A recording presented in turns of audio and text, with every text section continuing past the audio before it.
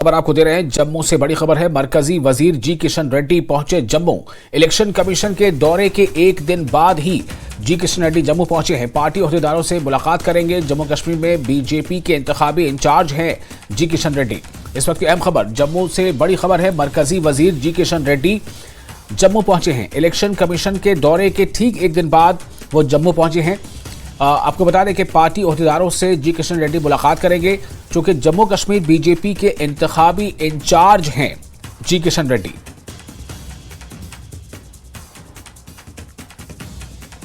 Phone line पर हमारे साथ जुड़ चुके हमारे रिपोर्टर समीर भट्ट ज्यादा जानकारी के साथ। समीर, क्या माना जाए, किस तरह से देखा जाए जी किशन रेड्डी के इस दौरे को, जो ठीक एक दिन बाद इलेक्शन कमीशन के वफ्द के दौरे के बाद उनका यह दौरा हुआ है? देखिए, बिल्कुल ये एक इंडिकेशन है विशाल कि बीजेपी अब इलेक्शन मोड में आ गई है। इलेक्शन उनको लगता है जिस तरह से कल स्ट्रॉन्ग इंडिकेशन, बहुत ही स्ट्रॉन्ग इंडिकेशन इलेक्शन कमीशन की तरफ से आए कि जम्मू कश्मीर में विधानसभा पोल अब बहुत जल्द होने वाले हैं। हालांकि डेट्स की अनाउंसमेंट तो वो कल कर नहीं सकते थे, उसका एक प्रोसेस होता है, प्रक्रिया होती है, तरीका होता है। वो दिल्ली जाएंगे, वहाँ जो स्टेक होल्डर्स सभी हैं उनके साथ एक और मीटिंग करेंगे, जिसमें सिक्योरिटी के ऑफिसर से बात करके फिर अनाउंसमेंट हो सकती है। तो बीजेपी अब इलेक्शन मोड में तो पहले से ही आ गई है, लेकिन जैसे ही कल इलेक्शन कमीशन ने किया तो जी किशन रेड्डी जो कि पार्टी के इंचार्ज हैं इलेक्शन के और मिनिस्टर हैं, वो आज सुबह पहुंचे हैं।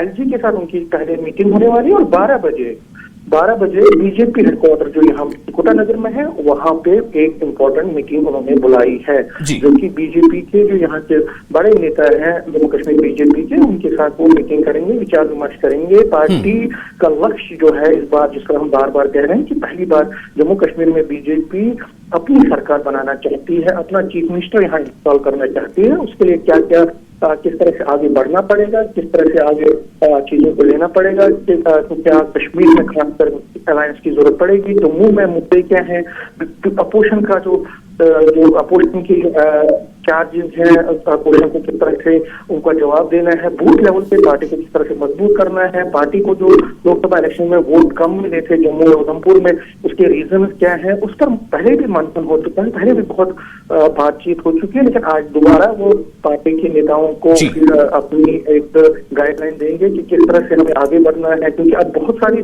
चीजें करनी है, कैंडिडेट्स का चयन भी करना है, इसी वजह से कौन चुनाव लड़ेगा वो सबसे बड़ी बात होगी।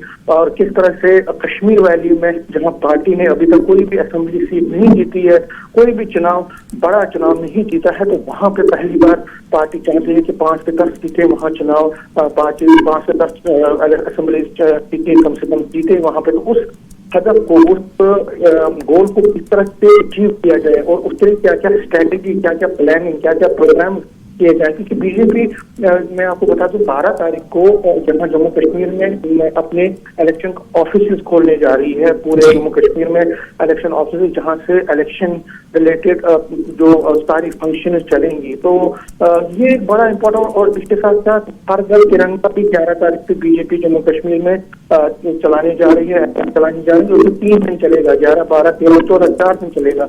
तो बीजेपी इलेक्शन मोड में पूरी तरह से आगे। और जी किशन रेड्डी का जो ये आज का दौरा है उसी की नजर से देखा जा रहा है कि बाकी पार्टियां तैयारियां कर रही है, लेकिन बीजेपी दिखाना चाहती है कि वो उसमें लीड ले रही है। और जी किशन रेड्डी भी अपने वर्कर को यही समझाएंगे कि वो घर घर जाएं, घर घर लोगों को समझाएं, जो पोस्ट 18+ वोटर हैं, जो नए वोटर हैं, उनको ये कहें कि मोदी सरकार ने आपके लिए पिछले 10 साल में क्या क्या काम किया है, महिलाओं के लिए क्या क्या काम किया है, किसानों के लिए क्या क्या काम किया है, जो बिजनेस तबका है उसके लिए क्या क्या किया है। तो वर्ग तक पहुंचना है, और जो वाल्मीकि समाज है, गोरखा समाज है, या बाकी समाज जिनको रिजर्वेशन मिली है, पार्टी को रिजर्वेशन मिली है, उनके नेताओं तक किस तरह से पहुंचा जाए और उनको किस तरह से समझाया जाए। और यही एक मार्गदर्शन वो देंगे, यही एक हम ये कह सकते हैं कि उनको समझाएंगे कि अगर कल जो चुनाव होने वाले हैं, जब ये अनाउंसमेंट होगी तो उसके बाद किस तरह से बड़े पैमाने पे, क्योंकि बीजेपी प्लान भी कर रही है विशाल की, यहाँ पे बड़े पैमाने पे